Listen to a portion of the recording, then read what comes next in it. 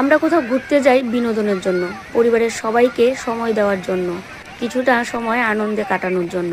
কিন্তু একই পরিবারের 7টা মানুষ আজকে কতটা বিপদে পড়ে গেছে। তাহলে এই বর্ষার দিনে কোথাও ঘুরতেও যাওয়া অনেক রিস্ক।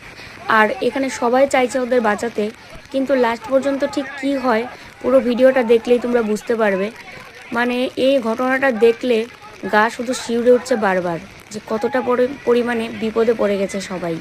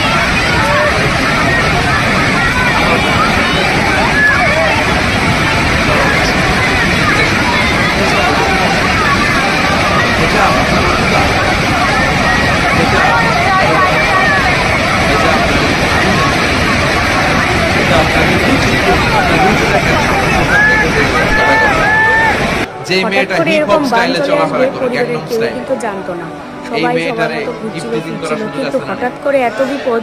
পাহাড়ি জায়গাগুলো না ঠিক পাহাড়ের খাদে যদি একবার পড়ে যাওয়া যায় তাহলে কি অবস্থা হতে পারে এদের দেখে কিন্তু শেখা উচিত। তবে এই নারীদেরকে তো ইসলাম মর্যাদা দিয়েছে, এরকম একদম বারবার গা কেঁপে উঠছে যে সেই সিচুয়েশনে যদি আমরা থাকতাম তাহলে কি পরিস্থিতি হতো আজকে।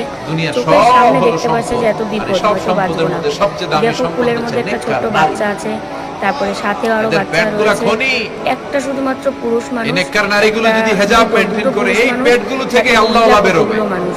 আর নাজমু সাকিব বেরোবে, বরাবর দাঁড়িয়ে আছে যে দেখো কারি আহমদ বিন ইউসুফ আল-আজহারি বেরোবে, খারাপ লাগছে। বড় বড় মুফাসসির কোরআন বেরোবে। সময় থাকতাম তাহলে কি পরিস্থিতি হতো। আর যদি হিজাব না করে জি একেবারে বাংলা স্টার মাঝখানে জলসা নিয়ে দাঁড়িয়েছিল, মশগুল হয়ে থাকে। জলের ব্যাগ মানে সময় যত যাচ্ছে বাড়ছিল, সময় যত যাচ্ছে তত বাড়ছিল। মানে এই যে জলের ব্যাগটা এটা কিন্তু একটা নদী। ভেজাল দিবে, আর মাছে ফরমালিন দিবে, গাঞ্জার টাকার জন্য লাথি মেরে মারে ঘর থেকে বের করে দিবে। আরো কিন্তু বাড়তে থাকবে এই জলের ব্যাগটা, কারণ প্রচুর বৃষ্টি হওয়ার কারণে পাহাড়ে ঠিক এইভাবে কিন্তু ঢল নামে এবং সেটাই কিন্তু আস্তে আস্তে নদীতে চলে আসে এবং নদীর জল কিন্তু এত বাড়তে থাকে।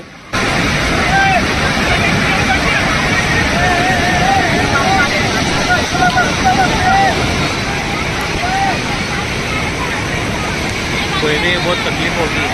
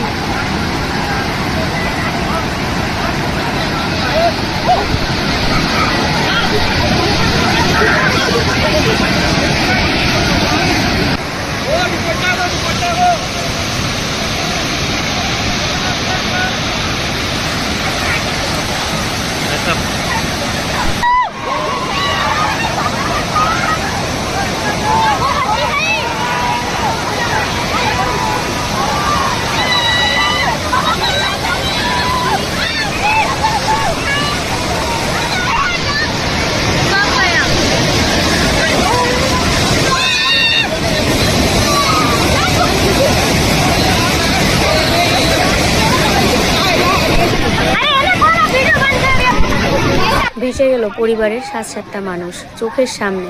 কারো কিছু করার আর কিন্তু ক্ষমতা থাকলো না। প্রকৃতির কাছে মানুষ কতটা অসহায়, তাই না বন্ধুরা? এমন পরিস্থিতি যেন কারো কোনোদিন না আসে। ভগবান সবার মঙ্গল করুন। জানি না তারপরে কি হলো।